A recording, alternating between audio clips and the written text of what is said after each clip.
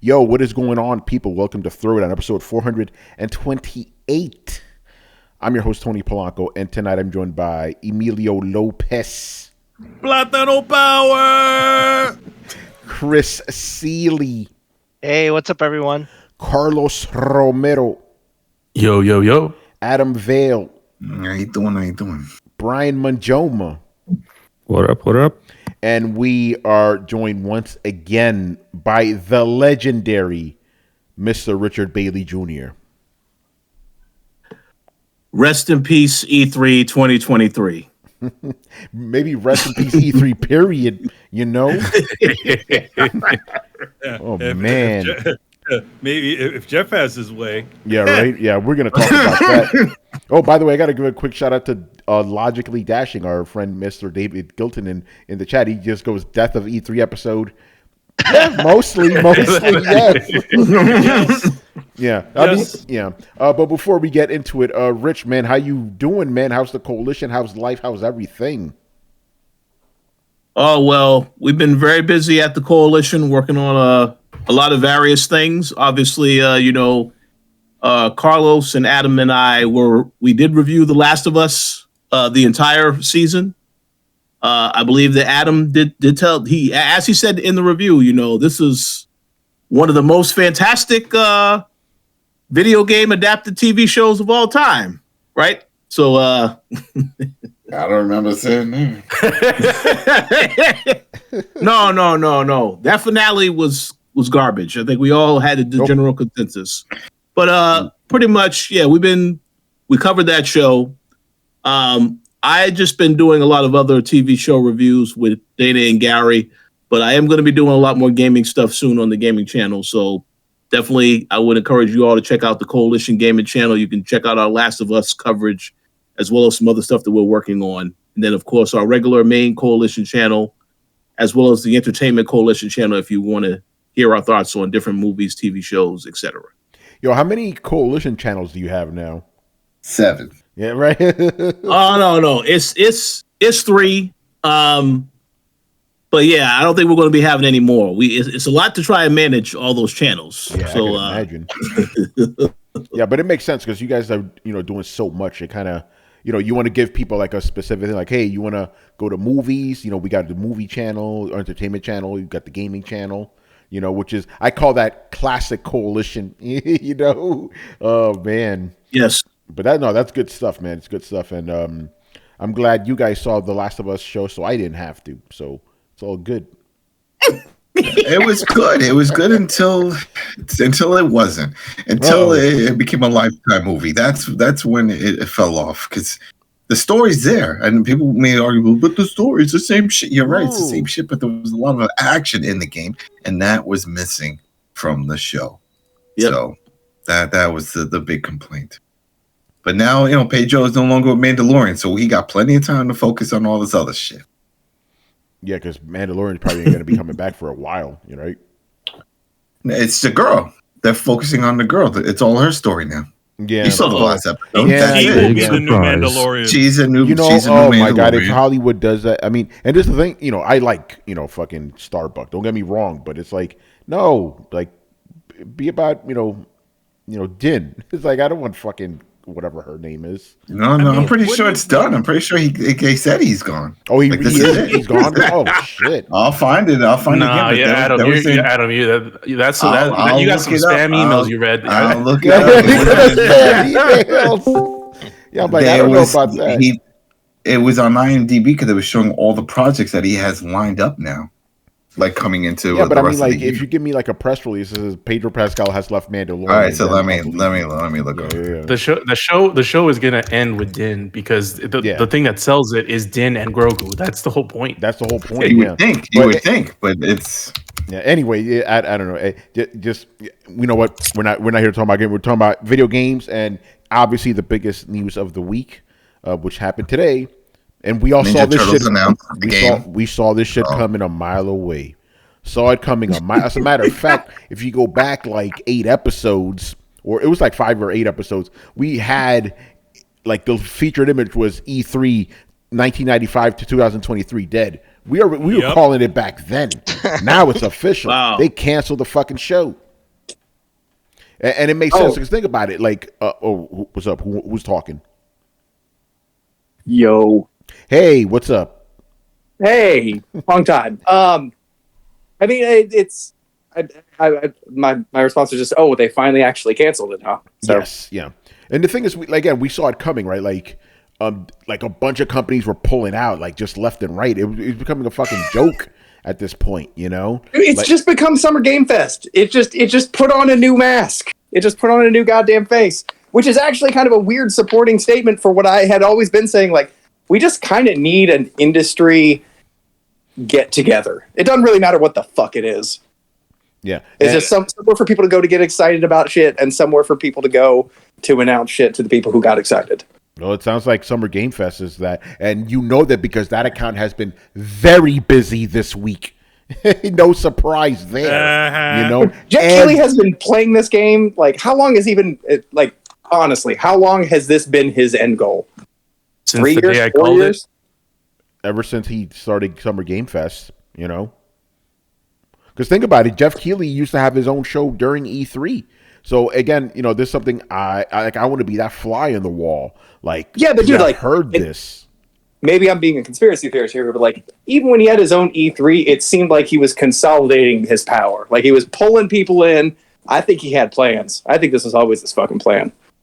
Probably, you know, I wouldn't put it past him. But yeah, it seems to be working. But okay, let's go through it because there was just this week. It was like, was it 5 companies just like bailed out, like Sega, Tencent, Ubisoft. Okay, so here's everybody I dropped off, like in order, basically.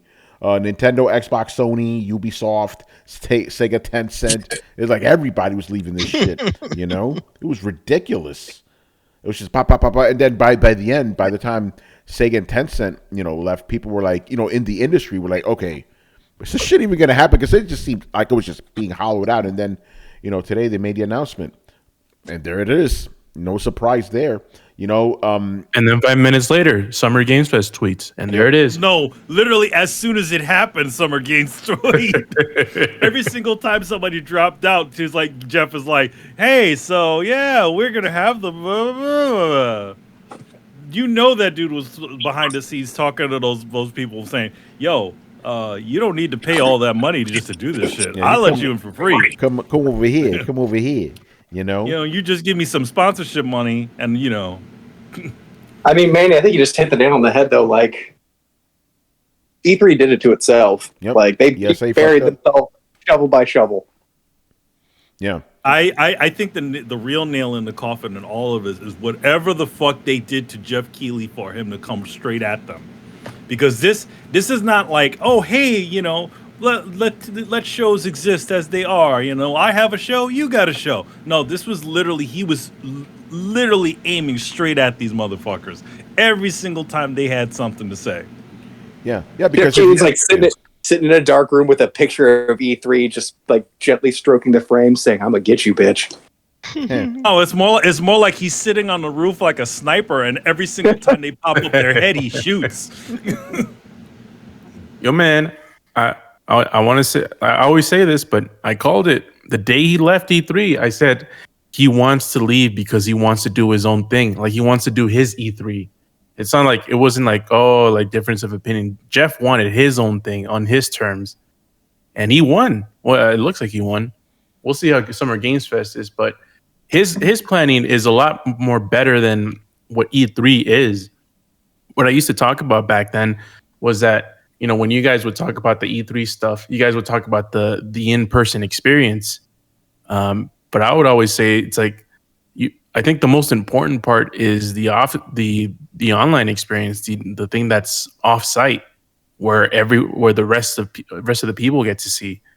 And Jeff Keighley pretty much did a showcase, an online stream where, you know, there's people in the theaters, and everyone gets to see the exact same thing, and that's the most important part. And it just so happens to be the cheapest part, where companies like Sony and Rockstar and Nintendo and Microsoft don't have to pay for hosting booths in the convention center, which, you know, is really a waste of time because people, you know, I don't know. I just never found the intrigue that much of E3. other than going to the press conferences in person. That's the only thing that intrigued me. But the press conferences are streamed online, so really not that much to it. Yeah, but the thing is, I do think, with E3 gone, I think Jeff Keighley will try to have a way to have an actual show happen, for press and all. Again, I think he's going to Well, he already sort of does. Like at that YouTube thing, they're supposed to be doing all kinds of crazy so stuff. there you go. Yeah, so it's going to be what E3 should have been. So you're still going to have, the press being there and playing games and reporting on them hands-on and all that stuff, So I think he's just going to slowly morph into E3, just cheaper. Yep, Oh, he's most definitely going to be like the new E3, just not called it. Yep. E3 by a different name, Summer Game Fest, basically. Was it SGF? There we go. It's going to be called SGF. Watch. Yeah. No, it's going to happen, which is interesting. But again, we saw it coming. But it's all the ESA's fault at the end of the day. Charging for like a lot for booth space and all that. And for no reason, because they were doubly messed up. Like getting in there was stupidly expensive. Even when they opened it to the public, the booths, the booth spaces were all expensive. Like, back when we started going in 2013, you could go to that room and every single spot was taken up by a studio, independent, big, everyone. But it just became so expensive to the point where all of them started leaving. They all just like, okay, we're just going to get some spaces outside. And there's no good reason for it. That's what pissed me off. Like, you started charging vendors more, you started charging people to get in, and you started giving absolutely nothing more than you had been. Congratulations, E3, you played yourself. Yeah, and they could have easily fixed all of this shit by essentially copying what the other companies were, the other conventions around the world were been doing. The Tokyo Game Shows, the Gamescom, the Gamescom, and even PAX itself. Yep. The company that's ReedPop, who's essentially in charge of all of this. But I'm guessing again they had so many pullouts, there was no reason for anybody wanting to go. So they just fuck it, we'll just close it down. Yeah, because people were like, "What's up with ReedPop?" Like they weren't answering anybody. Basically, they were being very, very quiet. They're probably like, "Yo, man, this right here is a shit show." I think they were probably having to balance the books and realize that they couldn't do it. Which I still don't know how that is because, like, again, you don't even have people you hire; you just have volunteers. How much money do you fucking need? Well, they got to rent that whole space, and it's not like California is getting cheaper, right? Yeah, that's true. Yeah, and again, if you don't have exhibitors on the floor, you can't have a show. Well, I'm talking about before they started to falter. This is the reason they started to falter is they got fucking greedy. Oh yeah. But that's that's one of the things. Sorry. E3 committee. The E3. Oh, yeah. What about the E3 committee? What happened to them? Happened to them. Got to talk to Torrance. Well, you remember that guy who was running the E3 committee stepped down. No, well, there is no E3 committee. But there's it's an old inside joke from the Throwdown days. Yeah. Well, there was that ESA. There is a head of the ESA. Oh yeah, the ESA. Yeah, no, we're talking about the the E3 committee from that Torrance made up. No, he didn't make it. Real quick, the Torrance didn't make it up. It was there's this dude DB Network or GD, I forgot his name. Some old PlayStation fanboy from back in the day. He shot a video in front of the convention center saying, "Yeah, I'm doing this, and I'm gonna go meet up with the E3 committee." And then Torrance just blamed them. Okay, yeah, because it was that's bullshit. The E3 committee. Yeah, it was bullshit. He was just making up shit. Yo, it's the amount of like bullshitters on the Warzone, man. Remember Anorexic? Oh, yeah. Yeah, Fat Anorexic, like the game developer. Fat Anorexic. Man. But yeah, it's the whole thing with E3. It just couldn't decide whether it was, the press show or the people show, and it tried to do both, and it looks like it really couldn't do both that well. So. Yep. It's unfortunate, but the whole thing with Jeff Keighley, it's a great move because what he did is he did a showcase, just one showcase, where he consolidated all of his, all of the studios, instead of this, E3 giving the studios their own press conferences and relying on them to release a product. Instead, he curated his own press conference with the studios that he could get. Even if it wasn't that great of a list, he would get a bunch of them and maybe just have one big announcement that might, that perpetuated sort of the narrative of Summer Games Fest. And then also, when there was E3 shows, he would also do that sly thing where he'd say, "Oh, look, the Summer Games Fest lineup," and then you put links to like the Microsoft show and the EA show, but they weren't even part of Summer Games Fest. They're just doing press conferences during that time. All they were doing is essentially recasting what they were already showing. Exactly. It's funny, as we're talking, I'm on Twitter right now, and I'm seeing people that were approved for E3 seeing the news and very upset. It's going to be some people's first E3. Damn. Well, go ahead, Rich. It's the last. Well, I would like to make a comment on that. Well, the people that that are not able to go to E3, I understand. I feel bad for you, but you're not missing out, because it's not the same show as it was in the beginning. One thing I do want to say about this announcement today, like y'all said, we all saw this coming from a mile away. I actually thought this was funny because I recorded a podcast earlier today with Gary, and after that podcast, we were talking about, there's a lot to look forward to in the next couple months. E3, maybe we'll have some stuff to talk about.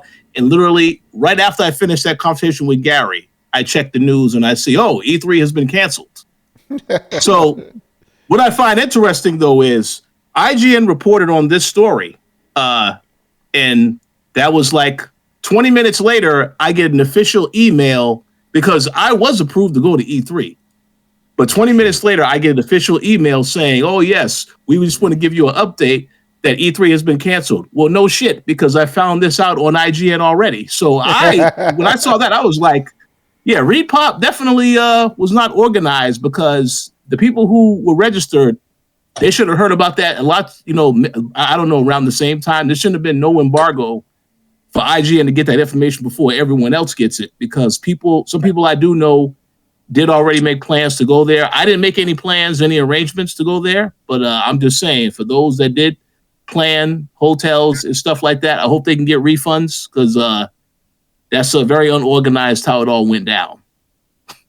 Yeah, that's a mess, man. That's crazy. But yeah, I feel bad for them. It's like, specifically the people who are going to go there for the first time, like actually, because, E3 could make or break careers, especially if you're like first starting. So it's kind of fucked up that, some people won't get the chance, both journalists and content creators alike, man. It sucks, but I'm curious if, Jeff Keighley's show can like fill that void for, those people specifically, Yeah. Jeff Keighley should just chime in and be like, all that shit that you, all your not approved, you got approved. Come over to Summer Games Fest. We got hotels. If he really wants to get some goodwill going. Yeah, it's crazy, man. Yeah, but I guess the last question I have is like, do you think E3 will ever be back, or is this like it? No, I think it's. I think the first problem was them opening it to the public. Yeah. Oh yeah. That was a disaster. And then getting too greedy because they're bleeding exhibitors and visitors at the same. You're just hoarding money from like, Microsoft needs to pay us more, Sony needs to pay us more, everybody, and then so everybody backs off a little bit. Nintendo's like, we won't have this conference here, we'll just do a stream, whatever, and it gets diminished. And then Rona just killed it, right? It just that just proved you didn't even need E3 to get all this info out. They just had streams. They made it seem like they were the glue, like it was necessary to be part of E3. If you weren't there, you weren't in the in crowd. I'm like, shit, guess what? There's the thing called the internet that's out now. And people can do their own shit on their own channels. And they've proven it. They don't need to go somewhere to do it. Everybody had streams and AMAs and all this stuff, and anybody could participate. So you didn't need them. And now, so them to come back, charge even more money for people to exhibit and stuff, and say, hey, we're the essential gaming hub, and then you have Jeff Keighley over there going, fuck that. I'll do this for way less money. And then everybody else is like, what? I was been streaming this shit for 2 years while I've been like locked in my house, so I don't need this. Yeah, they're screwed. No, they ain't. The short answer, Tony, I don't think it's ever going to come back. Yeah. I think this is it. I'm going to agree with you on that. I definitely can agree that it doesn't look like it's coming back. I do want to reiterate and say this is a very big year for Jeff Keighley in terms of what he does with this show, because I did go to the Summer Games Fest last year, and that was a much more smaller, intimate event. You know, our boy Hip Hop Gamer was there as well. Oh, I'm pretty sure he was the loudest guy there, you know? Oh, yeah, he was. Absolutely. But, you know, they didn't have too many games at that particular event. The big highlight at the event was Street Fighter 6. You got a chance to play it for the very first time. And then, of course, they also had the Sonic game, which, you know, I know Carlos is a huge fan of, the one that came out last year. And then they just had a bunch of indie titles. So it was a much smaller event. You know, they had food trucks and stuff outside at a little smaller space. So, like I said, I'm very curious to see what they do this year when they do the show, because they definitely have an opportunity. And when I left that show last year, I thought to myself, this is similar to E3. Of course, it was only open to the press, not the public. That makes a huge difference. But I still felt as though I can't really see it being bigger than this. But again, that's why I want to see what they do this year, because they definitely have an opportunity to make it bigger in terms of everything that they put together for it. So we'll see. Yeah, no, but I think, yeah, Summer Game Fest is going to be it. And I guess, you know, Rich, I guess no hangouts at the JW this year, you know? Yeah, well, you know, yeah, you're 100% right about that. This is the one thing I will say about E3. I did enjoy going to E3, but I enjoyed going to E3 more so with seeing all of you guys, you know, all of our friends in the industry. That to me was the best thing about E3. You know, going to the presentations and stuff was just as cool, but getting a chance to see everybody, that was the best part of the entire experience, and getting a chance to meet different people. So that definitely will be missed, but that can still be experienced at different events, whether it's PAX or GDC or whatever other event happens. So, I mean, that's not a big deal. But yeah, like y'all said, they didn't want to evolve what they had. So it is what it is. I'm not worried about it, but I definitely think a lot of people can take advantage of this and make a better show on their own. And also do want to give a shout out to, you know, all the companies that started their own showcases, such as Sony, Ubisoft. So they've proven that they don't need to go to an E3, because they can just have regular showcases throughout the year to show you the games that are coming and stuff like that. Because Ubisoft has been doing that anyway with their event. And I do believe they are going to have an event still in June in LA. That was what I saw, the tweet that was sent out, that they're still going to have an event in June in LA around the time it would have been at E3. So I guess that'll be a digital showcase or something like that. But we'll see. Yeah, man. Yard House, man, for life. You know, we'll never forget. Oh, that. yeah. Legendary, you know. Good stuff. All right, man. Let's move on to some other news. Speaking about disasters, we got to talk about The Last of Us on PC. Uh-oh. Oh, man. Have you guys seen the fucking screenshots? Well, I saw the one you tweeted with Joel. Yeah. It looks like he had Groucho Marx eyebrows, and he looks like a PX1 texture. But Terrible. yeah. So you could turn it to PS1 mode? That's awesome. Yeah.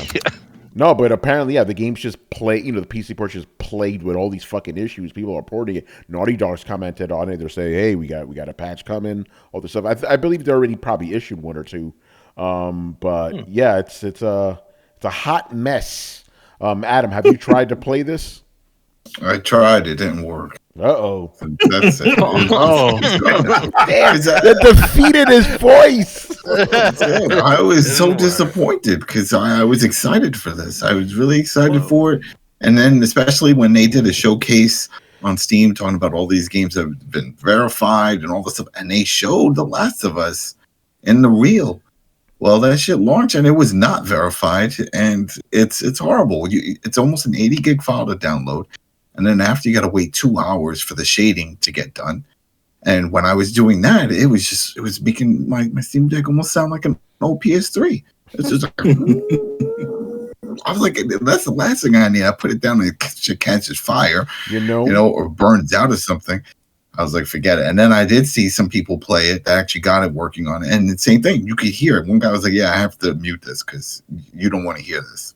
And it was horrible. I was like, no, it's got to be a better way. They got to patch it, do something. This is wrong. And then I saw some people playing it on PC and said the same thing. I was like, damn, even on a PC, I can understand on a Steam Deck, it's lower power, whatever. But when you're seeing people with top of the line machines and they're having the same issues, hell, I saw loading screens during cutscenes. In the middle of a cutscene, it would stop and you would see the little buffering. And the dude was like, yo, this is on an SSD on my high-end PC. Why is this happening during a cutscene? It's just poorly optimized. That's the problem. And I know some people are like, well, it was Iron Galaxy. It's not their typical suit. Doesn't matter. What happened to the testers? People have to test these games. They don't just say, well, you did it? Yep, all right, sounds good. Now spit it out there. Somebody has to say, you know what, let's test these games out. They knew that it was garbage. They didn't send the previews early, just like they did with Uncharted. Uncharted, they sent early. Miles, they sent early. Spider-Man, because they knew those games were going to run smooth like butter. But not this shit. It runs like if somebody made it in a basement. Yeah. It's interesting that it's Iron Galaxy because there's some former Sony folks at that studio now. You know who the head of Iron Galaxy is, right? Who was that? It's your boy. The dude. You remember during the PlayStation thing who demonstrated what game sharing is like with what's his face with Shuhei Yoshida. Yeah. Adam Boyes. Adam Boyes. Yeah. Well, there you go. That's why. Fail, then. Epic fail. And it's a shame. It's a shame. And then people are like, but look, it's on the top charts right now. People buy. I was like, one, there's a lot of that is just the pre-orders because a lot of people were hyped. They thought this was going to be legit. And then when it did came out, of course, everybody's going to buy it. No one's just jumping online to see anything. They already know the game from the consoles, and then they've seen the show. And they're like, all right, would Sony really drop the ball like this and just spit out some garbage? The answer is yes. They would do it. Because I don't want to hear no excuse, even when they kept saying, "Oh, Iron Galaxy, oh my God," that's all I saw. It's like no one wants to put blame at the publisher. Someone had to test this. Someone had to check it out and would have realized it was not ready to go. And they still did it. They pulled a Cyberpunk, and it just go ahead, fuck it. We for what though? Which is crazy because they made so much money from this game on the piece on the PlayStation and of course with the show. Then just say, hey, listen, we want to make this perfect. We're going to hold off a little bit. It would have been better than what we got. Yo, I dropped some clips in the Throwdown room, like on Twitter. Like, what the fuck? It's horrible. Rich, go ahead, man. So I just want to say this. Everything Adam said, 100% accurate. I agree with everything he had to say. Sony they should accept all of the blame for this, as well as Naughty Dog, because they knew that they had all of these people watching the show on HBO. Some of that is a new audience who haven't had a chance to play the game. So you know that this is coming, and obviously I believe that this game was originally supposed to come out last year, but then they pushed it back further to coincide with the show. They wanted to make it go. They had time. Yeah, they had plenty of time to make it good. So that tells me that they looked at this as a cash grab because they said, hey, people have already pre-ordered the game, so let's just release it as is, and we'll just update it with a patch later. And for what I understand, they're already on patch number 2 because whatever the hot fix is that Naughty Dog released, they did that yesterday, and then they released another one today. So to me, this is really a sign of how a lot of these studios operate nowadays, where they release a game and they figure we'll fix it with a day one patch. But in the case of this game, this shows that they obviously wasn't thinking about, let's put out the best product for the consumer. They just said, let's take advantage of the fact that we have a popular show now on HBO and just release this in whatever state it is, and people will love it regardless. So the headline is Richard Bailey Jr. says Pedro Pascal and Bella Ramsey are responsible for this. Oh no! Well, I'll go ahead, Rich.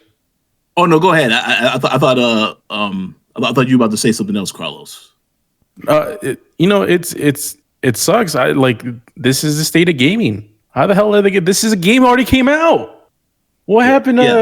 What happened? Tony, what was that term where when we used to have with torrents, where he's like, hey, you could just release it for every console because they were just when they talk about the graphics, scale it up. Yeah, scale it up. Scale it up. Scale it up. My PlayStation 3 version port plays better than this shit. It's like, I'd rather play that. And I was gonna do. If I was to put it side by side, people are like, damn, that's not that bad. Yeah, they're not that bad, but this is a PS3 version, and it looks just like this shit. And it shouldn't. It shouldn't. You know what I mean? It's a damn shame. I had heard, and I thought this was a joke at first. The more I think about it, the more I'm like, I don't know. I'd heard that it's not so much that PlayStation is trying to get PC players.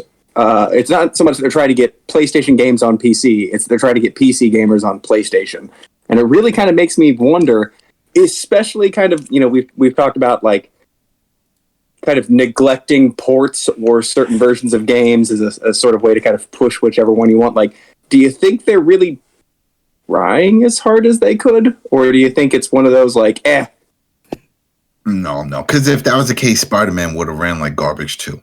Yeah, and Uncharted, and they didn't. Yeah, they ran. God of War ran. God of War. Yeah, like you gotta remember, like those games were verified. Yeah, like I think the only other bad one was Horizon. Other than that, the PlayStation ports have actually been generally good. Yeah, Yeah. But the one thing is that those were all done in-house by their in-house porting studio. That's why. That's not this one, and it just baffles me that they would hand this one off. Why? Yeah, it doesn't make any sense. This is like their flagship franchise now. This is the big one. I'm a little surprised on Galaxy. They did Killer Instinct.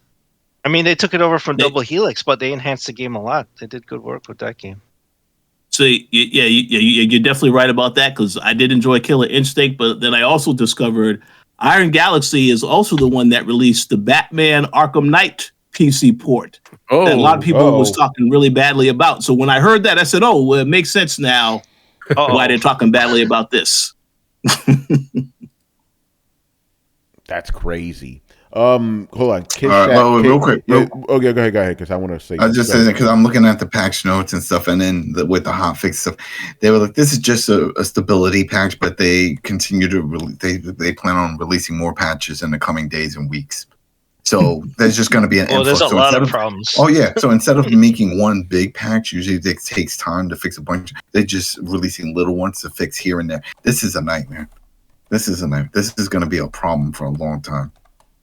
Yeah, hold on. Okay, this is we got to bring this up because Kiz Shack goes that all the PlayStation ports that came out so far to PC, they've been PS4 ports, right? So he says that PS5 native games, like The Last of Us Remastered or whatever the fuck, it's probably harder to port to PC. Isn't Returnal on PC? Yeah, and that was fine, right? No, somewhat no. We might have something here. Yeah, no bueno on that one. No. Ace Ali says it was flawless. Is that true? Flawlessly broken. That shit didn't work. It didn't get verified either.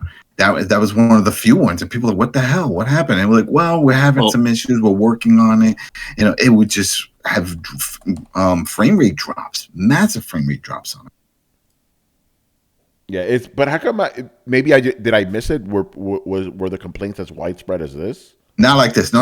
It was playable, definitely playable. Okay. But people noticed when there was a lot. No. Okay, it works. It wasn't broken like this shit. It's just that people would notice that as you're playing, a lot of frame rate drops. And then, of course, it wasn't verified, and people are getting spoiled. And it's like, damn, all these PlayStation games come out usually verified to work on the Steam Deck, and that one didn't. Yeah, but what about just on regular PC? Regular PC, same thing. It just had some frame rate issues. Yeah. But they said they could fix that. So yeah. Okay. But it worked. It was nothing like this, though. It was nothing. Yeah, but it seems like this is my conspiracy theory now. If you'll allow me to indulge. I think they rushed this shit so it could coincide with the show. Yep. But they had They were working on this way before. They had an extra year. So if anything, they just sat on their hands and like, maybe we do, maybe we don't, maybe we. The only thing I can think of, right, to go more with the conspiracy is that they were originally just going to do the port like we've been getting, like the PS4 ports, and then they were told, no, you're going to port the remastered. And back to what we were just saying with the PS5 and having issues with those things, that could be the problem. If they would have went with the original of just porting over the cleaned remastered one that was from PS4, probably wouldn't have any issues. But they want to go with this PS5 version that had all these tweaks and new things done to it, and it can't even run. Yeah, that shit is bad, man. Because again, this is supposed to be their flagship franchise, The only thing I could hope for is that they put all that development time and talent that they have from Naughty Dog and all the other studios all behind this to make this work. I can't imagine them abandoning this and be like, well, we dropped the ball on this one. Come back next year when we will drop a brand new version of blah, blah, blah. You know what I mean? It's like they have to do something because people are just flipping out. They wasted money. Remember, they were asking for $70 for this game. Oh, hell no. Oh, shit, they're bugging. But, go ahead. So the people that they didn't really know what The Last of Us meant before, now they know that this is probably going to be the last port that Sony gets around to fixing properly. With all those patch updates, that's what it sounds like. So, yeah, they just have to be patient, I guess. Just hold off and wait. Like that's the only thing. I'm just gonna wait till I see that this has been stable, when everything just works. It doesn't have to be perfect because I don't think this game will ever get into that point. The most maybe 30 frames. I don't see it ever higher than that. And then that'll be fine. I don't need anything crazy. I just want to play The Last of Us smooth on a PC and on the Steam Deck on the go. That's it. I don't need anything crazy. Couldn't even do that. Yeah, this is that's troubling. Go ahead. I was about to say, it's just being dragged through the mud on Steam. It's currently sat at mostly negative reviews. Oh my gosh. Someone called it the crash of us. The crash. That's good. Bro. Yeah, again, I just think it's Brett, I don't think it's a conspiracy. I think they just rushed it and thought people would just buy it and called it a day. And they did buy it. They did buy it. Here's the thing. There's and I'm not arguing with you. I think you're actually right, but I think that there's a space between coincidence and conspiracy. When somebody's just not motivated to do a good job on something, and you don't have to have a bunch of people hiding in a dark room making a plan if nobody's motivated to do a good job and they're otherwise motivated to do a bad job. It just kind of happens. So I don't necessarily think that that's what this is, although I don't see them having a whole lot of reason to knock it out of the park. Or I guess rather to put it you want good sales. I'd say I guess they don't have a reason to put a lot of their resources on ports. It kind of seems like an afterthought to them. Yeah, but again, we've had good ports, so I don't know what the excuse is for this one. Yeah, well, see, that's the thing is consistency is the last thing that comes to doing a good job. Take an art, for instance, right? Like, I know a lot of people that can do a good tattoo. Now, do all of their tattoos look good? Oh, hell no. And you could take that 80-20, you take that 20% chance that you might get one of the good ones, but doing something consistently is a show of skill. And I'm just not sure they're putting their best people on this. Well, not on this one specifically. No, not on this one. Yeah, because again, it's actually rare that these things come out bad. Yeah, especially big titles. I can understand from smaller ones, you put it on another studio that doesn't have experience, whatever. But man, you would think all hands on deck for something like this. Yeah, you would think, right? Shit is crazy. With all the hype, with the show and all that. I mean, if anything, even if let's say they knew, which I think we all agree, they did know this is going to be garbage. And then they saw the ratings that were coming in from HBO. Man, millions of people. And they saw the people that were buying it on PlayStation, right? They were reporting record sales and stuff. And then somebody must have looked at somebody else of influence and say, hey, I think we should hold off on that bullshit version that we're about to drop. Maybe we shouldn't do that.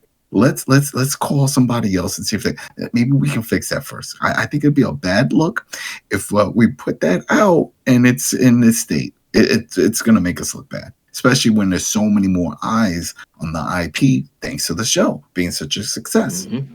And then Jim Ryan says, Jim Ryan's like, "No, you motherfuckers, get it out there, get that game working." We're about to lose Call of Duty. We're losing Call of Duty. We need the money.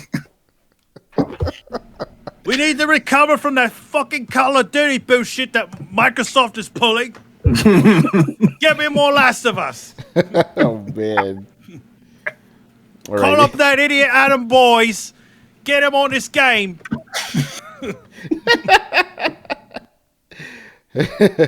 All right. Anything else you guys want to say about The Last of Us or the last port?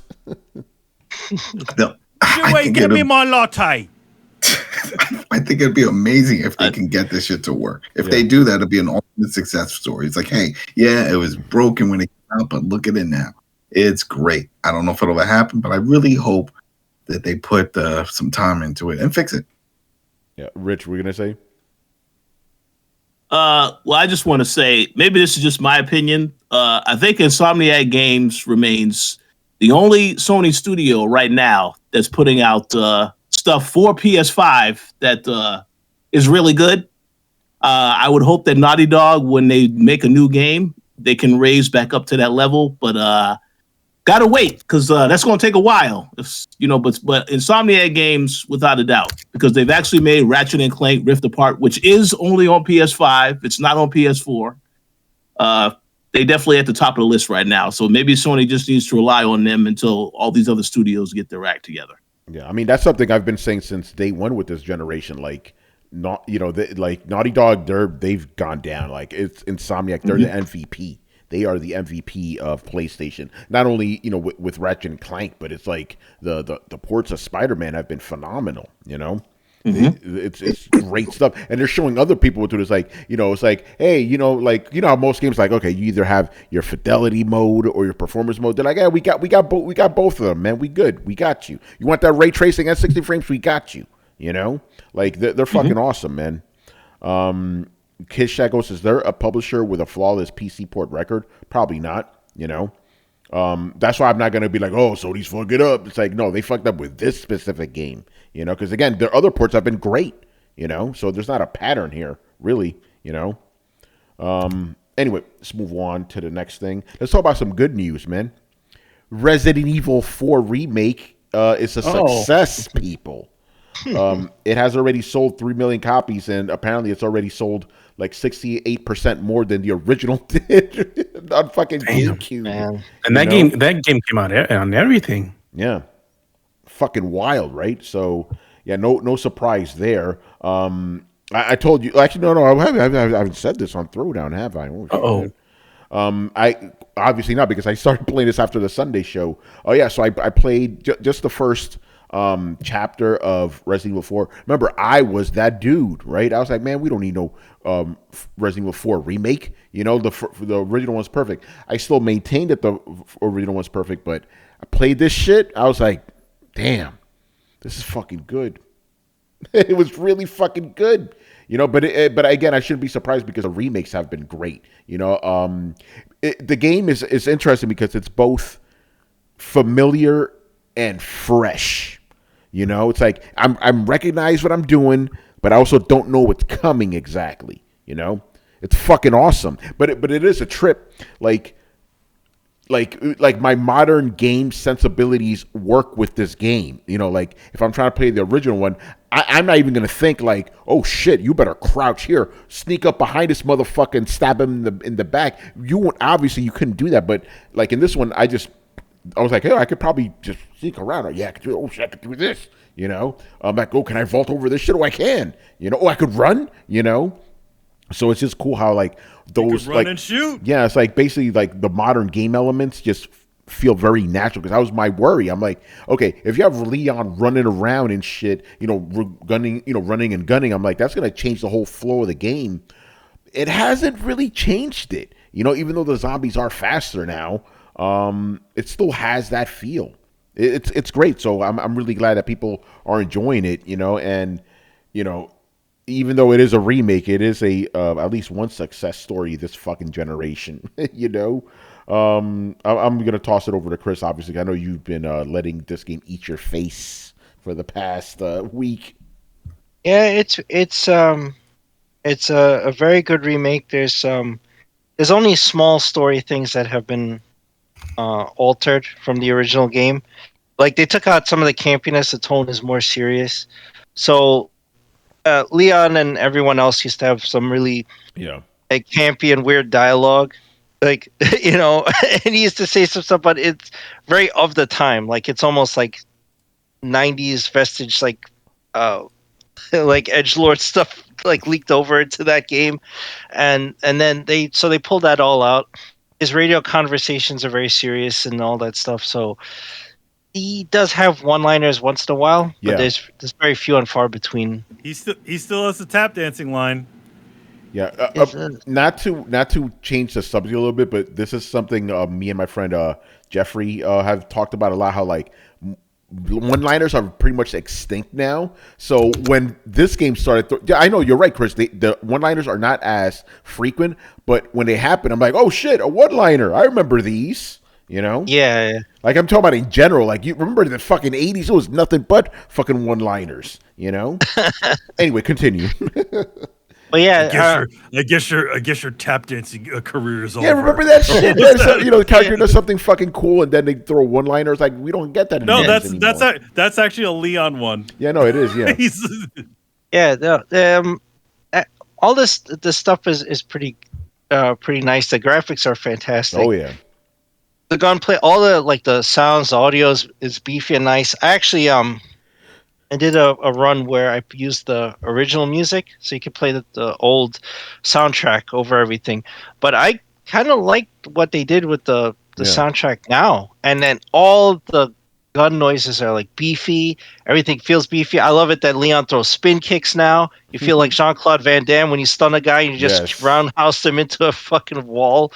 It's great. The game is definitely a nice touch. Like I was very worried, but just like you, that they were going to mess it up. That RE4 was like a masterpiece, and just very concerned that you don't need to revisit it. Don't fuck it up. But this it proved it. They did an excellent job, and I'm very pleased with it. And I think it's great. That's awesome. If I say anything else, it'll be spoilers. We're not going to get into that.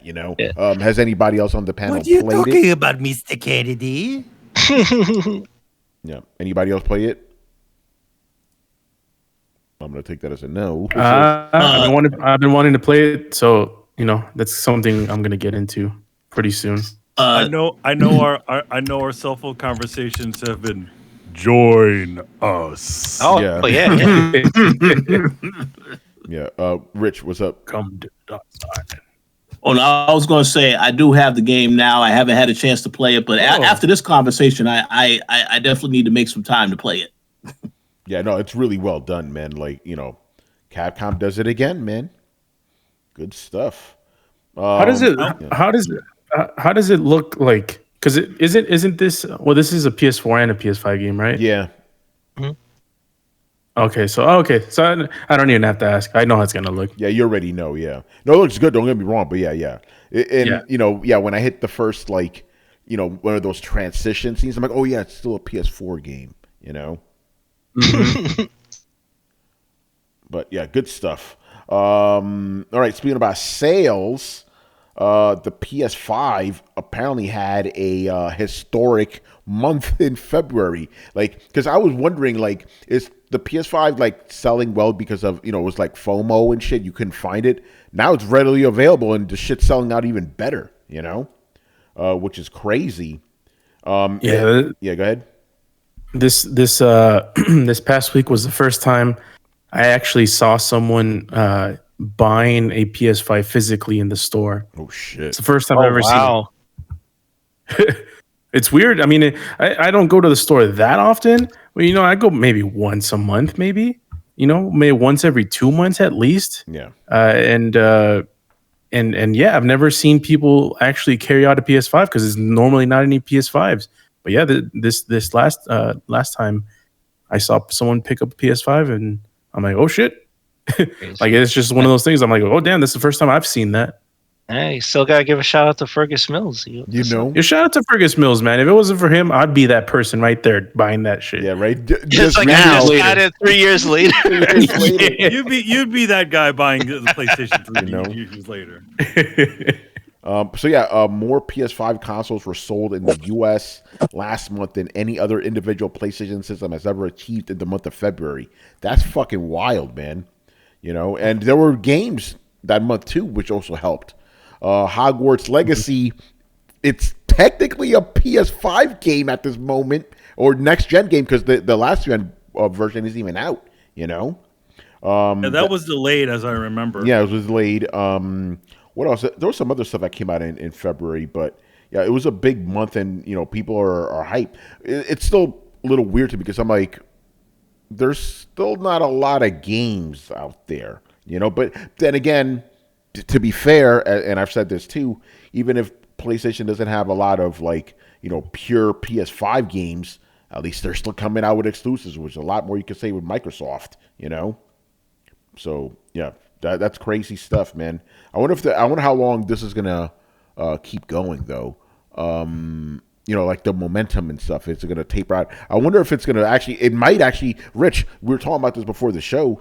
It might actually pick up in June specifically. You know, Final Fantasy 16's dropping. We got a bunch of other stuff coming. So, you know, this might be like the biggest year yet for PlayStation 5. Well, that's a very good point. I just was going to say, I know you're going to talk about something a little bit later. So I'm going to wait until you get to that topic because I have a theory as to why the sales have gone up. But I'm going to wait till you get to that other topic. All right. I wonder. I mean, you look at the show notes, so I guess you know what's coming too, because we got some other stuff coming. But yeah, good stuff. I think the sales will probably again. I don't, you know, because the thing is like how many consoles were being sold in February in general. You know, it's like that seems like a slow month. You know, so it could be an easy win. So it'll be interesting to see if they maintain this in like the heavier months. You know. Or also for the first time, the PS5, you know, got a discount. You know, it was on sale just for a little bit for, you know, was it? Oh, let me read this. Normally priced at. Oh, it was a bundle. Okay, there's a bundle that's normally $559. It got discounted to $509. So basically, you're paying $9 more than normal price. You know, but still, it's a price cut. You know. But I'm interested. I didn't know about that. Yeah, but I want to know because again, Sony counts both the digital and physical one as the same. You know, in terms of sales, I still want to know which one is selling more. Probably the physical one is probably selling more. I would imagine. Like the fucking digital one's almost a myth at this point. Like I know people have it. Don't get me wrong, but Mythosaur. Yeah, Mythosaur. Oh, you know, this is the way. This is the way. But yeah, good stuff, man. I Carlos. I wouldn't be surprised if it's the physical one because that's what they normally do. They always put the SKUs that are the highest priced to have the most SKUs or the most inventory. Makes sense. Yeah, you're right. Sorry, I missed it. What were the sales figures? We don't have them yet. Or unless okay. I mean, I can give you a total if you want, but I can't give you a breakdown of each. No, I just want the total. Okay, give me a second. Like, because I'm curious, like, just seeing them in the stores could be a lot of things. Like, I wonder if they upped production. Because in theory, seeing them stay on the shelves means that they're selling less. That's not what more. that's what you would think, but they're selling more now. You know, that's why I'm curious. Like, so does that mean production went up? Maybe. By the way, 32 million as of February. But here's the thing I noticed. They said it's the best-selling console to ever sell this much in February or whatever. Like there's definitely a qualifier on there. Yeah. Yeah. So I don't see it listed here. But it's a best-selling PlayStation of that month. Yeah, but here's the thing, like there are more customers in, like, of course it's going to be like every gaming console should outdo the sales of the previous gaming console unless there's something dramatically wrong because the market is growing. Yeah. So I don't really think that hasn't always been the case, though. Remember that. Yeah, tell that to the Wii U. Yeah, tell that to the PS3. You know. Hey, well, okay, not PS3, but in terms of the Wii U, I said unless something is drastically wrong. Yeah. Which disqualifies Nintendo. Yeah, Nintendo. You know, they play by their own rules. Actually, that's a good segue. Let's talk about Nintendo. So they released like a gameplay trailer of the new Zelda game. And Dumeke, I know you're listening. For your convenience, I will not comment on this. I'll let the guys do it instead. So take it away. Who saw this thing, man? Who saw this trailer? I saw it. All right, Manny, you can start first. It looks like Breath of the Wild with a bunch of extra stuff. That's all I can really say. More stuff. I mean, it definitely looks like they did put some time into all the new gameplay aspects that they added to it. So that's pretty fascinating. But yeah, so I mean, it looks like the Breath of the Wild. So there you go. Yeah. I mean, not much else I can say. I can't say like, oh, hey, this looks like the most amazing. Yeah, I mean, it looks like more ways that they added, stuff to Breath of the Wild. That's about it. It's going to revolutionize gaming, Manny. Is it? I mean, like, you know what revolutionized gaming? If you could keep the shit that you got from the last game. no, you can't do that. No, hey, all that shit broke, all right? But what is it? Link is just gonna trip on a rock and all of his shit's gonna fall on the ground and shatter into 1,000 pieces. This game takes place at least 3 days later. You can't expect him to have any of his old equipment. He lost all of it. He got lost and he dropped his bag. No, it's like Kratos said, I used it. What happened to all that armor we gave you? I used it. Yeah, well, Chris, what would you think of the trailer? I mean, Manny nailed it. It just it looked like the first game. Just like now, you could go into the sky world, and they're like, "Look how big everything is. We've extended the map up here." I'm like, "Yeah, but it looks like the same map on the ground." And then you go up in the sky, and then they barely talked about anything. They're like, "Oh, he has this feature. He could go through the ceiling." I'm like, "Yeah, but you can only go through certain ceilings." And they're like, "Oh, you don't need to climb. You could just dive. You could jump through the ceiling in a cave of a mountain." I'm like, "Why do you even have stamina then? Why did you keep that shit?" Yeah, with his magic super arm, why can't he have ultimate stamina and just climb up any wall? Yeah, you can't do. Well, also it's like you can fuse things and make vehicles and stuff with all this technology that's up in the sky world. I was like, yeah, okay, that's that was kind of interesting, and then you can fuse some weapons together. But again, he's like, hey, pick up this branch to attack this robot. I'm like, we're back to picking up branches now, buddy? Really? So what happened to all the swords? But he's like, but wait, you can stick the branch to a rock and make a branch rock. Make a giant club. I'm like, that's great. So now we got clubs. I'll pick up this branch and shove it somewhere. That's right. I'll put it somewhere.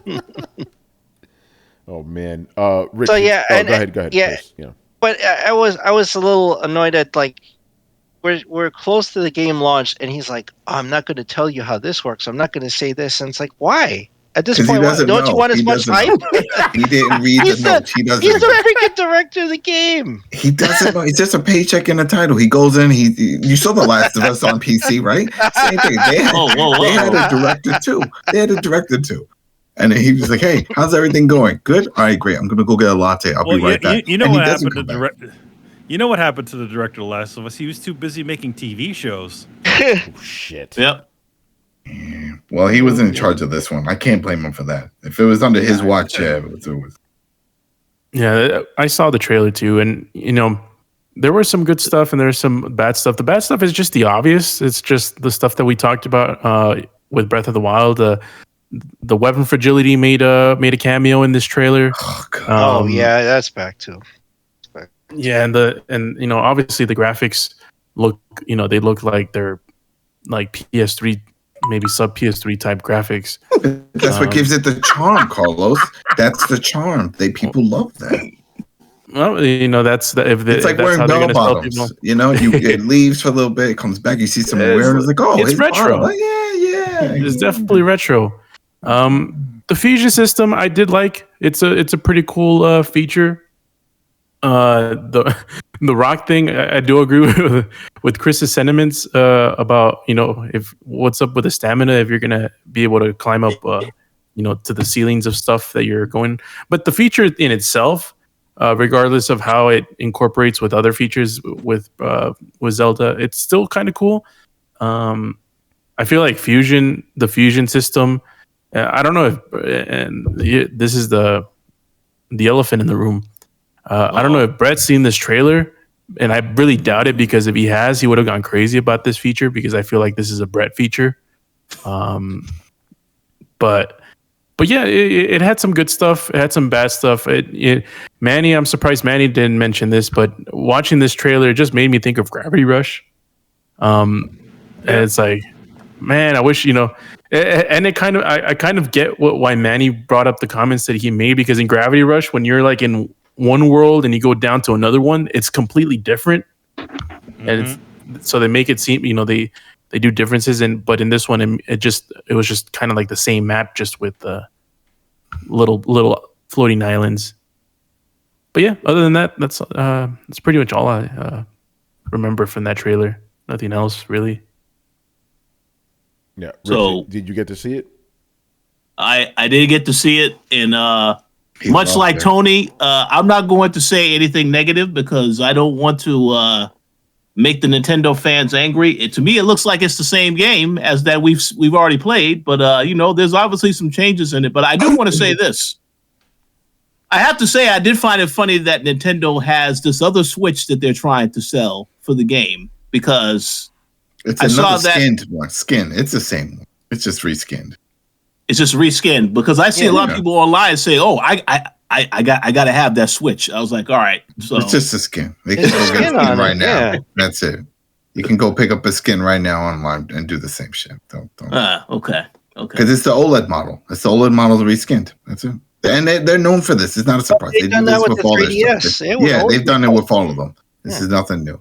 But okay. So people are going to sell their Switch and buy a skin, another skin? Yep. Okay. Yep. Yeah, and I think it's probably going to sell well too. You know. Yeah. Yep. No, it's going to sell well. Yep. Yeah. All right. Any more thoughts on the Tears of the Kingdom? Ugh. Hey, that's from Brett. Yeah. Okay. Now, that's interesting, because remember, you were the biggest cheerleader for Breath of the Wild. I know. I'm aware. What happened? He got a Steam Deck. That's what happened. Oh shit! I mean, that's part of it. Yeah. I mean, it's a gift from my God. My experience with Breath of the Wild was pretty interesting. Like, I really, really enjoyed the first 2/3 of the game. By the time I got to the last third, it was starting to wear on me a little bit. Maybe I just did too much side stuff, but that shouldn't be a thing. It started to feel very samey. And then this seems like one of those Zelda half steps. Now, granted, Majora's Mask was a good one, but it seems like they went people love this, so we're just going to do more of this. It looks the same. You didn't bother to fix any of the things that should have been fixed. You didn't bother to grow it at all. It's kind of just the worst the worst version of this, in my opinion, that we could have got, because it just feels greedy. And I'm not saying you need to reinvent the wheel. That hasn't always worked well. But at this point, it just seems like you guys are half-assing it. This looks like the game looks like it looks. Then there's not a whole lot you can do about that. But even in the sense of everything is just so empty. And you brought enough stuff that was new the first time around. And you know what I think it is? I think I've just been spoiled by better games. Sorry, well, you know why, man. Brett, you know why it's so empty, right? You know why? Why? Because it has to run on the Switch. Yeah. See, that's what I thought at first, and then I was like, they could render all kinds. Like I've seen better graphics in World of Warcraft on a shitty PC almost 20 years ago. Right? Like you don't have to make volumetric lighting. Just do more stuff. Nope, they're gonna go with the cheap route. And that's I think that's what's really bothering me is I can tell as somebody who likes to build things in video games, like I do get a little bit critical about maps and buildings. I'm like, yeah, you could have done this better, you could have done that better. That's whatever most of the time. But this one, it's like I can feel where there should be stuff. And I can feel that there's not stuff there because you didn't have somebody sit down and build a windmill and build some ruins and build something that tells visual storytelling. If you're going to have a big fucking open world that you make your own adventure, the world has to be interesting. And you guys haven't made any progress on the world building. It's still just as open and empty and kind of boring as the first one, but now it makes less sense and there's less reason for it to be that way. And I don't even have the newness of the other things of the game, so you're kind of coming from a worse place, and it's just lack of effort. You all see, like, here is when I talk about like the opposite of love isn't hate, it's apathy. Like this really shows you something because I am struggling to even fucking care. To be real honest, like I'm not hot, I'm not yelling. I'm just kind of like, I don't really care. It's the same thing. I feel like you're just trying to dig money out of me. The fragility thing was such. Oh yeah, it's $70 this time, Brett. They ain't $60. Yeah, I know. Yeah. Like you didn't change the weapon fragility system. You didn't change it. The one thing fucking universally hated by there's the anger. Universally hated by all of your goddamn fans. By all of them. Everybody said that was shit. And you went, let's do it again. Like, I got pissed that God of War didn't learn from its mistakes, but you just fucking wallow in it. And, I don't like feeling like somebody's throwing me half-cooked bullshit and demanding more money for it. Again, like, y'all know me, like, I don't respond well when I feel like the company is kind of fucking me over a little bit. And that's what this feels like. And quite frankly, man, I'm out of member berries. Shout out to Barry Burton. Barry Burton said, "The Legend of Zelda: Nuts and Bolts." Yeah. Oh man, I that's a good one. Brian, you gonna say something? No. Oh, I thought you did. All right, never mind. Go ahead, Chris. Well, I was just gonna say when he did that demo. Also, I noticed something when he did the write up to show how you could get up to the Sky World, and I'm listening to the music. I'm like, this is the exact same music as the last game. So it didn't really. You would think you would play a new song or go to an area that had, new tracks. No, it played the same exact music. I'm like, this took you over 6 years to make a game that looks exactly the same and is using the same map with additions on it. I know Zelda fans are gonna be, it's Hyrule. Yeah, but I don't care. They did. He's never been the same map in any other games. Yeah. Also, yeah, and they did Majora's Mask, which was a completely different map, and that came out a year after Ocarina of Time. So I don't want to hear that shit.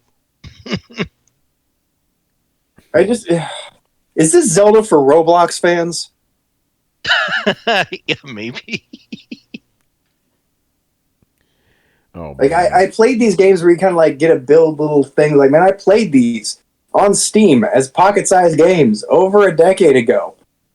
It's Nintendo. Maybe I'm just growing out of it, man. But I feel like between this and Pokemon, like I'm really getting a sense of Nintendo's just like, I don't know, just fucking give us money. You're just getting that sense. No, they finally got to the point where they're like, I'm not even gonna bother. We both know what this is. Like, you could at least put on the lipstick, whore. Damn. Shit. Wait, is Tomeke liking this? Is this? Yeah. Hey, listen. I'm not saying nothing. I know he didn't like my comments, but yeah. I just really wish that they could at least work with better hardware. That's not gonna happen. It's just it just looks like a game from 2 generations ago. Yeah, but Carlos, you could Because play it is. what we said about the original, about Breath of the Wild. Yeah, we but that said was this stuff in 2018. We were playing Horizon Zero Dawn back then. It's like, look how great this shit looks. Look at this shit. Now we're 6 years past that, and now look how far things have come. And then you still have this. This fucking game looks exactly the same. How did it take them about as long as Horizon to make this game? In fact, it took like slightly longer than Horizon 2. Yeah, it took longer. Black Yeah. crying. And they don't I even have know. voice acting. Maybe they were running into a bunch of problems. With the same game they already made? I don't know. Maybe putting sticky glue on everything makes everything fuck up. I don't know. Yeah. All right. Any last thoughts on Tears of the Kingdom? Sounds like a song from a metal band. The Tears of the Kingdom. I think it's Live from Norway. Nintendo, like the writing's on the wall. You need to go the way of Sega so you can put your next one out on the Steam Deck and it can be a real game. Oh, shit. Oh man. All right. Moving on to another Nintendo story. Hey Chris, Nintendo shut down the 3DS and Wii U eShops. Oh yeah, they did not relent on that one. We talked about this last year when they put out that warning. Yeah. And I'm like, unlike Sony, when people are like, don't shut down the Vita store, what are you doing? And they're like, oh shit, okay, we'll back off.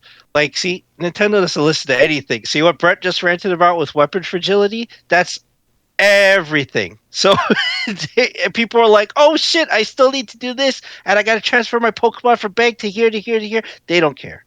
They don't give a shit. They're just like, you buy a Switch now, yes, and then just shut that shit off, and you're stuck. Shut it down. Yeah, so all that shit doesn't work. All the services don't work, and yeah, there you go. If you had any money in the eShop, it's gone. And what's funny is that once that was announced, the Dolphin team for the Dolphin emulator that does the Wii and all that for the 3DS announced that they have an official app that's coming to Steam. So you'll just be able to find it in the Steam store and download it. Oh, good. Yeah, it was on the front of Steam site. So good on those guys. Yeah, like you know what? Because Yeah, that's the problem. That's what happened with the Wii. Like once they closed down that store, all those games that were kind of exclusive to there, like those Konami, like Contra Rebirth and all that stuff, those were lost. You didn't if you didn't buy them on there, you couldn't get them anywhere else except, like Adam's saying, through somebody doing an emulator or something. But they were lost to everyone else. You couldn't get those. And I think that's some bullshit. Like Nintendo doesn't make those available anywhere else until they decide to, put that in Nintendo Switch Online and go, oh, we'll give you the 3DS. Just get expansion pack 2 and pay us like $50 more a year for this shit to buy this game again. Yeah. Yeah. This is the company you guys support. That's all I'm saying. All right. I don't. Anybody else have any thoughts on this? Yeah, this is already going to be Rich's game of the year. He said that. Oh man. All right. Let's get to the last story of the night. This one. Oh boy. So the PSVR 2, the PSVR 2 is apparently not doing so well. Oh yeah, because it's too fucking expensive. Yeah. So doesn't have any.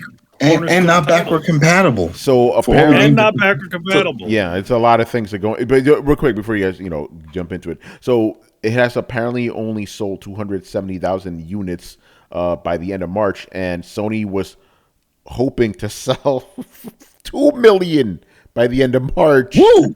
Whoa! What Come on, Jim. Fuck? Yo, who's the idiot sandwich now, Jim? Looks like everybody learned their lesson. Jesus. Damn, 2 million by March? That's what they reported last year, that's why they were like projecting it's going to sell that much. But Rich, I'm guessing this is a story you wanted to chime in on, so go ahead. Yeah, so I'm going to say right now, Emilio said it best. Who the hell is going to spend all this money on PSVR 2? By the way, this is What? Say what? I was just going to say, it's the people that lied on those surveys that Sony sends out. That's what they go based off of. They send all the subscribers, hey, check out this survey. And one of the questions is like, hey, are you interested in VR? Do you have a VR set? Do you want one in the future? A lot of people said, yeah, we want one in the future. And then when it came out and they saw that price, not at that price, I'll wait for another future release. Yeah, the future is cheaper when it's on eBay. I'll get that shit. Yeah, I think you're 100% right on that. But what I was going to say is, yeah, that's more expensive than the actual PS5. So, Tony, I think it makes sense to me now why PS5 sold so much in February, because this headset came out the exact same month. Yep. People said, oh, let me get the system because there's actually games I want to play on PS5 versus getting PSVR 2, where there are some games, but I mean, come on, man. I'm not really sold on that lineup of games they have so far. So, but that's just my opinion as to what would happen with that.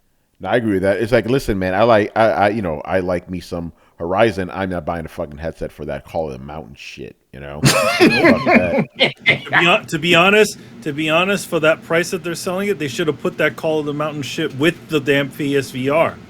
Mm-hmm. Yeah, right. Was it $549? This fucking thing costs. Yeah. Like, yeah, come on now. That's more than the PS5, man. Yeah. So Exactly. if you're not number one, and then let's say you're getting into this whole thing, you're getting yourself a what is it? How much PS5? Like $499, right? Yeah, $499. Yeah. And then a $560, $549. Yeah. $549. $1,050. You know. Yeah. Well, there you go. And you haven't even bought any games yet. No games. Oh man. Okay, but I mean, they have the bots game. That's the only game you get. Brett, what's up? I'm not sure that's the greatest. I mean, they sell VR, like Valve sells one, and it's up in that same price range, and it's doing fine. The previous PSVR wasn't that much cheaper, and two of us on the panel fucking bought that shit. I think this is just a shining. Was it the old PSVR in the $400 range? Yeah, that's the sweet spot. That's a sweet spot. It was in the $400 range, and it was the cheapest VR headset on the market. Yeah, for consumers. Yep. I'm just saying, if like right now, you can probably get like the HTC Vive and a bunch of other comparable headsets for less than that PSVR, and they're all wireless. Last I checked, it was $600, but I could be wrong. Yeah, go ahead, Brett. I just think this is a shining example of Sony not understanding, nobody in the fucking game industry understanding, building up goodwill. Like, nobody's going... It all makes sense until you look at this in a real-world situation, because you're like, okay, like, it's not a bad headset. If you already have a PS5, sure, it's probably not what you're going to do, but they're planning on you already having one leg in. The problem comes with you so spectacularly fucked up the last time that you did this that nobody has faith in you anymore. But you don't understand that. You could have led with actual support of the game. Because the last one you just didn't fucking support. So if this one you should have led with support and bundled a couple of freebies with it, man. But it stands, like, who's going to shell out the money for a failed experiment? Because Sony did what they did. To be fair, the reason this thing even exists, the PSVR 2, is because the last one sold really, really well. You know? Yeah, because a lot of people were excited about it. And then the price point is off now. It's too expensive. Yeah, it's too expensive. And again, I you know me, I'm not a proponent of VR. I think it's fucking dumb. But again, just to be fair, Sony supported that thing way more than it did the Vita. It continued releasing new games constantly, but like, since people want to throw us around, like, let's kind of turn it back. The whole game's $70 thing, like, okay, so what the PS4 cost? What, $400 was it? PS4? Yeah, $400 when it came out. Yeah. Okay. So what is that in today's money? I have no idea. With inflation, what does that mean? What does that matter? Because we could be paying the same amount for the PS5 that we're the PS4, and we could be paying essentially the same amount for the PSVR 2 that we did for the PSVR 1. Yeah. No, I don't disagree with you, but again, it's about perception, right? people are more willing to buy something that's $400 over $550. The regular person is not going to go, oh, what is that adjusted for inflation? They're not thinking that. They're thinking $400 versus $550. That's all they're thinking, you know? I mean, hold on. I'm looking up right now. Yeah, some of the Valve stuff starts at $700. Oh yeah, the HTC Vive is the most expensive one, but the Quest 2 was super popular, and that's like $350. You know, the thing about it is you're trying to get regular consumers on board with this stuff. If you're throwing out all these an expensive unit like that, they're totally going against what made the original PSVR attractive. Success, yeah. Mm-hmm. I mean, okay, so I guess the reason I'm fighting you on this is, would any of you have bought a PSVR if it were better? Because if it were, I would have paid this price point. I would have paid. I would have paid this price point if the thing were worth owning. So I'm speaking from personal experience here, not just like, oh, it's too expensive. It's not that it's too expensive. People buy more expensive VR headsets every fucking day. It's that Sony can't be fucking trusted with this shit. Yeah. But those type of people would also spend $1,200 on a graphics card, right? Like the consoles allow a lower barrier to entry for all this stuff. So when you're pricing yourself comparable to, like you're saying, an HTC Vive, right? But I have a gaming PC. I could buy that right now, but I don't care for it. I don't care for VR, so I don't get it. But I was willing to spend money on my PC to game, but I'm not going to get that VR. But with a console, with people who don't want to deal with PC stuff, they don't want to spend $1,200 on or $1,400, whatever a 4090 costs. Stick it in their PC with lights on it. They don't want to do that. They just want to plop down their PS5 and it's like, oh, I want to try VR. But when Oculus can get you at a lower cost to entry, as Manny said, it's wireless, and the games just download right to it. Well, you're going to just go for that because it's a simpler thing to get into VR if you want to play it. Yeah, the Meta Quest, I think, is just standalone. You can it is standalone. Play stuff. Yeah. Well, here's another question: what is the killer app for PSVR 2? Is it the Horizon game, or is there another game that they are? The boot disc. The boot disc. The logo. Right? Yeah. That's the other big thing. There is nothing for this console, this VR headset that's really a cornerstone title.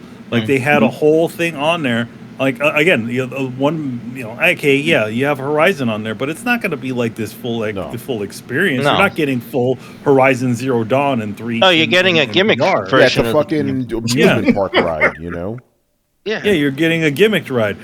To be honest, what they should have really did is remember how like Resident Evil had that one, pretty close to a launch, they had the full on VR version of Resident Evil. That is a killer app if you think about it. Yeah, you can't play. They would just do that with.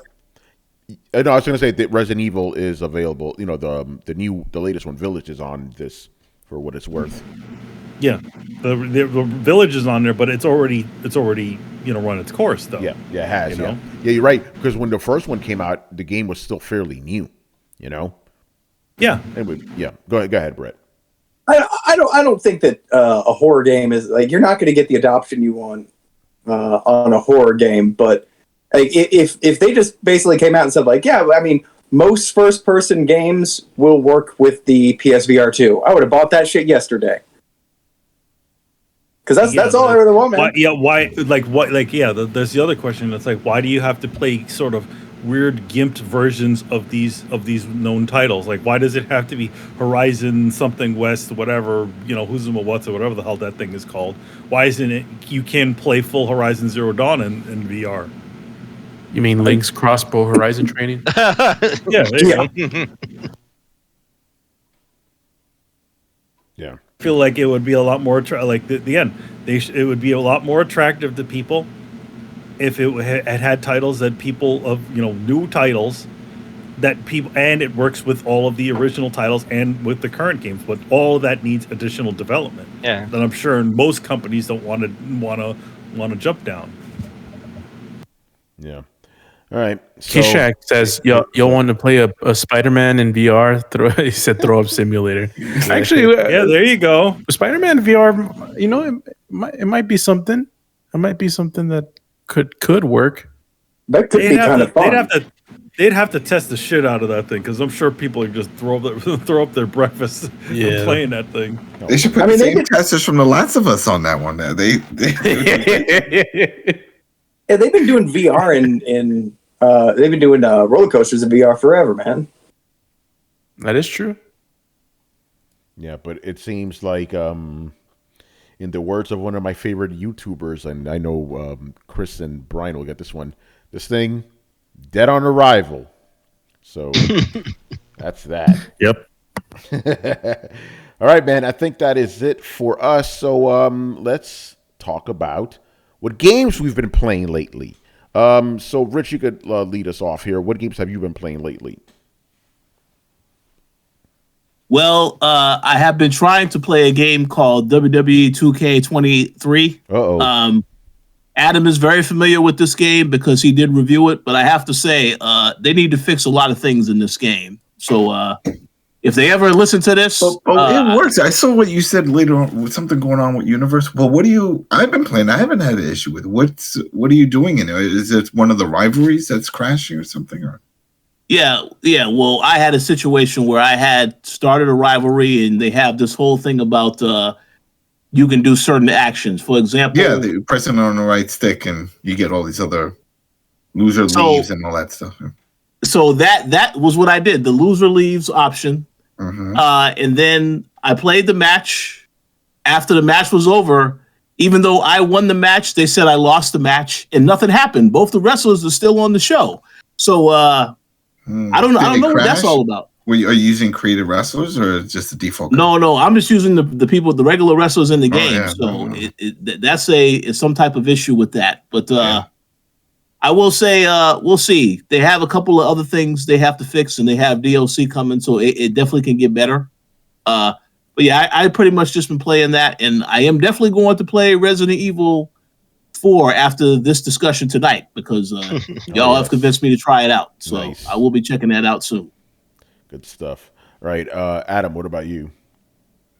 Same thing, WWE 2K23, been playing that, but I've been doing a lot of just getting all the mods and stuff. There's a lot of craziness. It's the mod where you can do a 8-man battle royal in the parking lot, smashing them through windows and stuff and lights. It's chaotic. So I've been doing that. Playing Resistance 2 on the Steam Deck. Shit, how's that treating you? Yeah, it's good. It's interesting. It's like Call of Duty, early Call of Duty, but with space monsters because you got your crew with you, and they're like, "Come on, man, we got to go through here. Oh, all right, you cover that door, I cover this window. Here we go, yeah." And it's like, all right, I get those. The controls are weird. Using the bumpers for everything as opposed to the triggers. Maybe I'll go into if there's an option to readjust the button. Is that how that worked on PS3? Yeah, with the triggers, yeah. Yeah, it was the bumpers instead of the triggers because in this one, left trigger is to run. Yeah, and we're used to doing that by pressing it on a stick now. But it was a different time. Playing Wolverine Origins. That's a fun game. Yes. So nice. I've been doing that, and I was like, I want to play some more God of War. So I've been playing God of War 2. Doing that. I'm playing some of the new Mario Kart maps. They released some new maps, so I've been playing that. What else? Sackboy until they crashed my Steam Deck. I was playing some of that.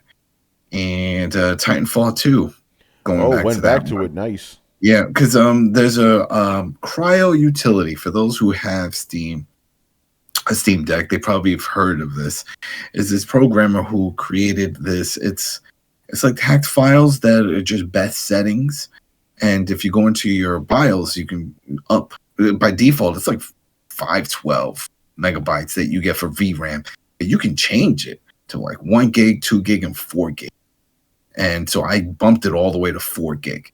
And with his settings, oh man, everything just runs so smooth. Spider-Man swinging around, everything looks beautiful because it's just more VRAM for buffering and stuff. And it's been great. So I went back and I started playing Titanfall 2, and it's like I'm playing on the next gen consoles. Like you see the lighting, the shading, as he's walking around, and the light reflecting, and I have this new, called Decky Recorder, and it lets me record 30 seconds.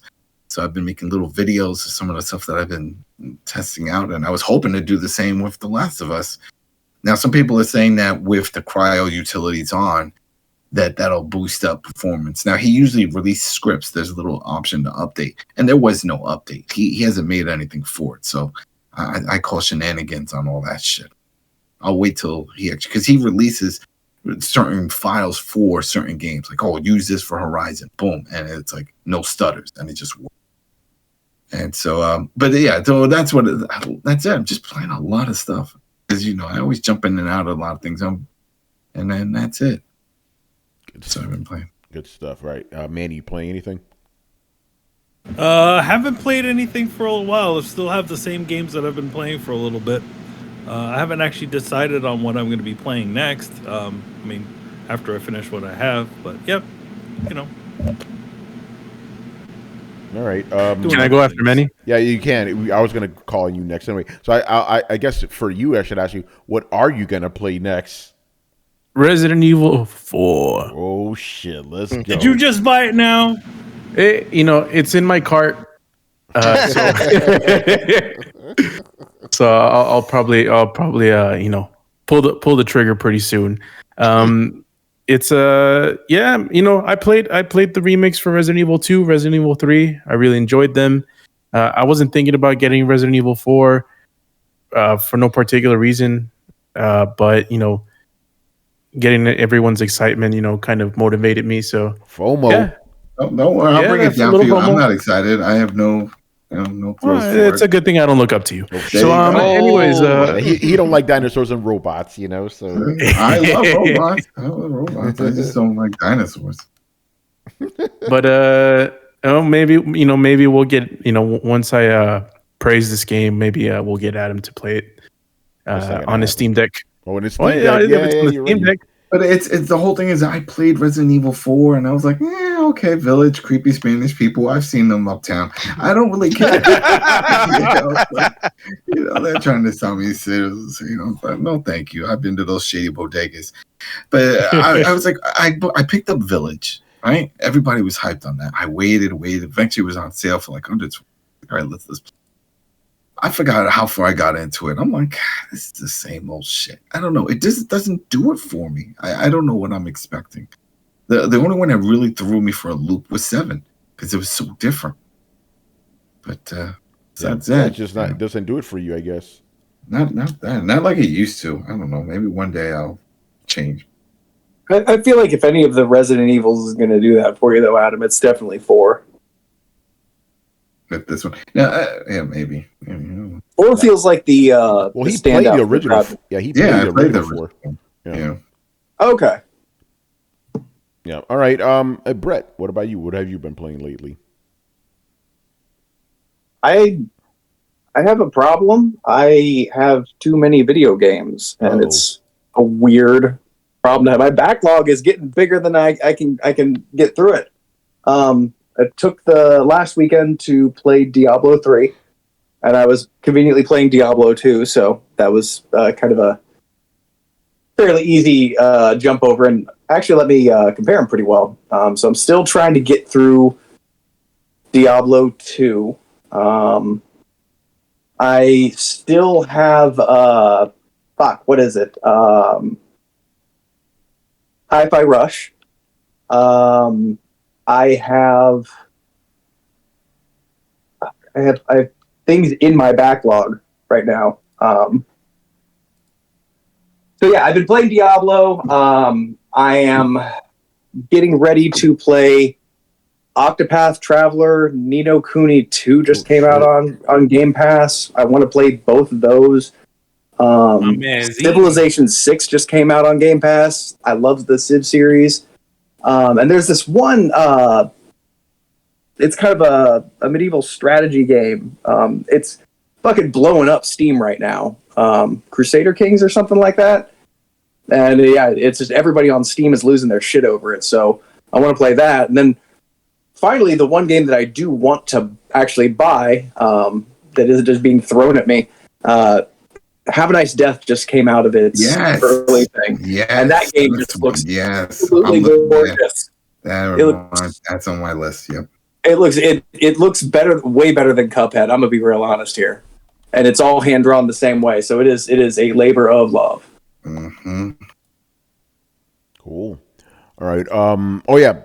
I already said it. Resident Evil 4. But I only played that one night, so I got to get back into it. But yeah, no, it's fucking dope. Fucking dope. Let's see, Brian, what have you been playing lately? I've actually been playing quite a few games. So firstly, I recently finished Atomic Heart, probably like 2 weeks ago. I actually really enjoyed it. I think it's actually one of the better games. Well, I haven't played that many games this year, but it's actually one of the better games I've played in quite some time. It's a nice story, it has a nice twist at the end. It's not overly exciting twist, but it's a nice twist. And just to add insult to injury to Naughty Dog, how is it that these guys in the middle of bumfuck nowhere can make a PC game that runs well, but yet the so-called best devs in the industry can't do that? Man, you can be mad all you want, but hey, you haven't heard people saying, "Oh yeah, Atomic Heart, it runs like crap." No, it runs really great. It's weird. Played that. Then after that, I went to Tunic. Tunic is actually quite fun. Have you guys heard of it? Yep. Yes. Yep. Yeah, I know Tunic. Yeah, it's good. I can't believe I missed it the first time round, but I thought, okay, it's a different pace, so it's good fun. And after that, I'm currently playing Outriders just to see if it's actually just to see a game was about. You're playing the new DLC stuff. You went for the nude stuff. Oh no, I'm just going through it for the first time just to see. Oh, all right. Yeah, what the game is, because again, I have no idea, but it was all right. Yeah. So far it's just okay. It's inoffensive. Yeah. I mean, we do. Well, you've probably seen it. The tree structure for all the things you could unlock to level up. It's just like trickles. There's so much stuff. I was like, I don't have all this time. I just want to go in. I played the story, I finished, and all that end game stuff popped up, and it overwhelmed me. Too much shit on the map. I was like, I can't. Oh, lovely. But no, it's just all right. Main thing that really bugged me is how the first half hour is just it's cutscene. Then you walk 20 seconds, then cutscene. Then you walk for 20 seconds, cutscene. It's like, why are you doing this? Just purely walking from point A to point B is not gameplay. It's just walking. So stop that. Yeah. Mm-hmm. But apart from that, nothing else is wrong with it, and that's mostly me. I haven't played that many games so far this year. Exactly. That came out this year. The best feature of that game is the navigation system. It reminds me of Dead Space. How it drops that line, and the line just goes. I was like, oh, it's like Dead Space. Mm-hmm. Yeah, and speaking of which, I'm just refusing to buy any of those remastered games. So Resident Evil, Dead Space, I'm just no. Even Last of Us. If you're just remastering PS3 games, why bother? I wish it was a PS3. Shit! What's up? I just realized the game. I just remember the game I was trying to remember is Wulong. The new Team Ninja game is out. No, thank you. No, I played. Fuck. That's next on the list. That is a rage quit. Is that like the Dark?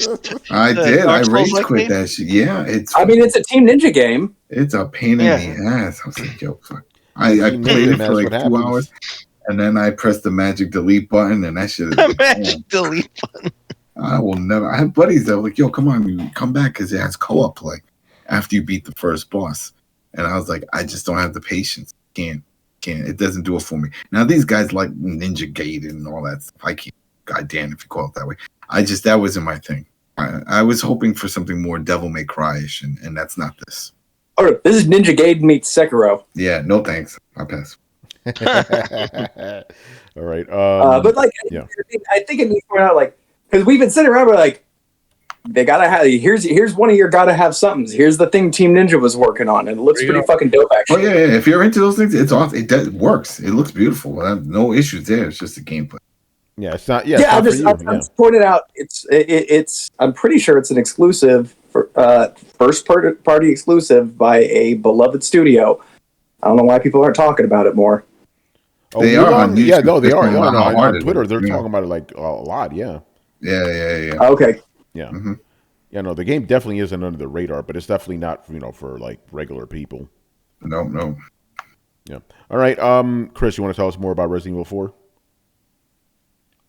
What else can I say? I mean, I highly recommend it. I'm loving it. I picked up some of the stuff I hadn't recommended. Like I picked up Marlo Briggs. Oh, what did you think? I saw it because I got that for Carlos because he didn't have it. I'm like, better why? Wait, Marlo Briggs? What the fuck? It's like a God of War type of game. It's like modern.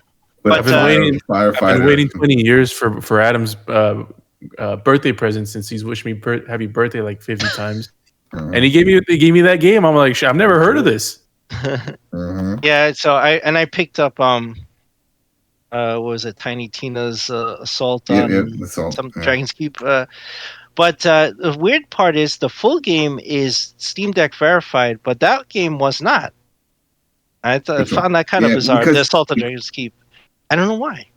Yeah, are they the same game essentially? It's just different devs on it, and they're not supporting it anymore. The dev team that worked on that one. It's not like the Tiny Tina's Wonderland that's still active. That was Gearbox. Yeah, they're still doing stuff, so they're supporting it. But that one, it was just like a freebie, like to get people hopefully to want to buy the new Tiny Tina's Wonderland. Yeah. So, but that stuff I have put aside because I only have so much time, and Resident Evil 4 is just eating my time, and I'm enjoying the hell out of it. But I tell you what, it really drains the Steam Deck batteries when I play. And maybe you could play like an hour or so, and it's like fucking it kills that shit. Yeah, but really so I end up playing on my computer. Spider-Man fucking like guzzles it. You get like an hour and a half. I'm trying to think what else I could say about the game. It's really good. It's if you like the old game, and this is like a faithful remake. It's like up there with like Resident Evil 2 remake. I was like, wow, this is masterful. Like this gets the same compliment. Yeah, no, it's really well done, man. Are you playing this on PC or PS5? No, my wife's playing it on PS5, so I've been playing it on Steam. Mm-hmm. Got it. So have you guys heard anything like one runs better on the other, or any issues with one of them? Well, I think I've heard the PC one has issues if you're offline and the DRM shit starts fucking up. Oh, yeah. And it'll cause like frame drops and all sorts of issues. But I haven't had a chance to test that myself. Because like if I'm playing it on Steam Deck, like that's always online, I'd have to put it in airplane mode and see if it like starts fucking up. But I haven't seen that. But I've heard that's an issue. Like the DRM thing, if you're offline, it will start messing up your game. Hey, so I don't know if anyone can confirm it. Capcom, That same bullshit. That same bullshit DRM they were using before. It has the exact same problems, and people have been complaining about it, and they keep using it. It's like your internet goes out, and they're like, "Hey, you can't play this game if you're gonna remain offline. We don't trust you." Yeah, it's ridiculous. DRM. Oh boy.